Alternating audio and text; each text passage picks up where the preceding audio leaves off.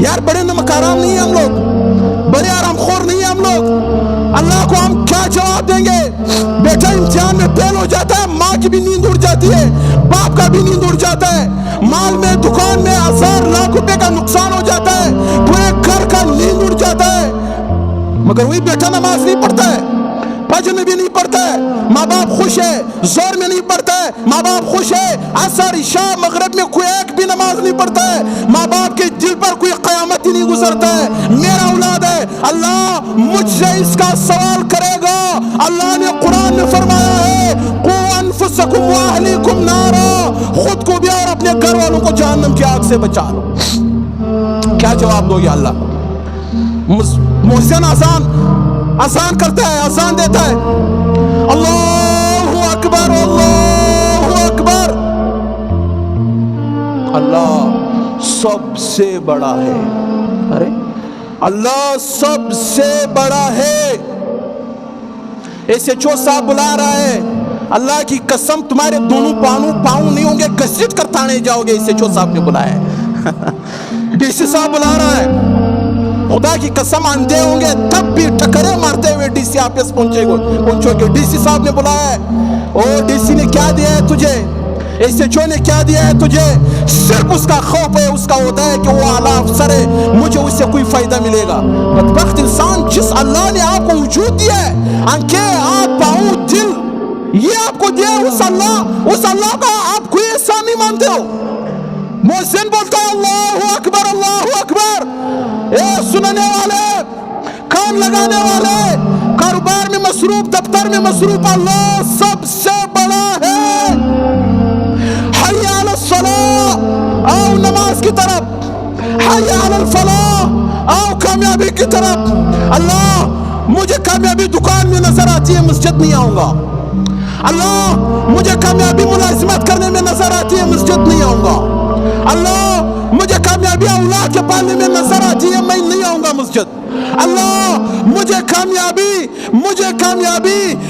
कामयाबी माल कमाने में नजर आती है, आप 100 दफा आजाद दे दो। ए अल्लाह आप 100 दफा इस मुअज्जिन से कहलवा दो, आओ कामयाबी की तरफ, आओ नमाज की तरफ। अल्लाह हम नहीं आएंगे, बात खत्म। बात क्या खत्म? 5 वक्त आजान सुनते हो, मस्जिद नहीं आते हो, इस बात का तो यही मतलब है। अल्लाह मुझे नमाज में कामयाबी नजर ही नहीं आती है, तो मैं क्या करूंगा नमाज पढ़ के? मुझे नमाज में कामयाबी नजर आती ही नहीं है, तो क्या करूंगा आके मस्जिद में? यार ये लोग फिर कामयाब होना चाहते हैं, ये लोग फिर चाहते हैं यार मुझे सुकून मिले, ये फिर चाहते हैं मेरा औलाद मेरा फरमाबरदार बने। यार जिस अल्लाह ने आपको वजूद दिया है, जिस अल्लाह ने आपके ऊपर करबू एहसानात किए, उस अल्लाह के लिए आप 5 वक्त का नमाज नहीं पढ़ सकते हो यार।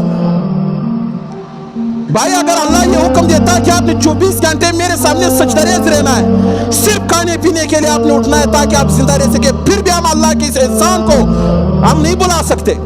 मगर वो अल्लाह कह रहे कारोबार करो, औलादों में मसरूफ हो जाओ, कमाओ और जिंदगी गुजारो, खुशियां मनाओ। मगर वो अल्लाह कह रहे यार जब आसान सुनो तो मेरे सामने आओ, मैं आपका रब हूँ, मैंने आपको पैदा किया है, मैंने 9 माह आपको अपने माँ के पेट में आपको रिस्क पहुंचाया है, मैंने आपको पैदा किया, आप बच्चे थे, मैंने आपको लड़कपन में पहुंचाया, लड़कपन से जवानी में पहुंचाया, आज आप जवान है, ताकतवर है, खूबसूरत है, माल है, कमा रहे हो, मैंने सब कुछ आपको दिया। मगर मैं अल्लाह के ऊपर इतना हक नहीं रखता हूँ कि मेरे घर का मुअज्जिन कहे आओ नमाज की तरफ। अल्लाह सबसे बड़ा है, आप नमाज की तरफ, अल्लाह के घर की तरफ आते ही नहीं हो। इससे बड़ी बदबख्ती हो सकती है भाई, अपने गिरबारों में जान कर देखो जो नमाज नहीं पढ़ता है, ऐसे दोस्तों पर लानत भेज दो। क्या करो? लानत भेज दो भाई। किसके लिए? अल हुब्बु लिल्लाह वल बुग़्ज़ु लिल्लाह, अल्लाह के लिए।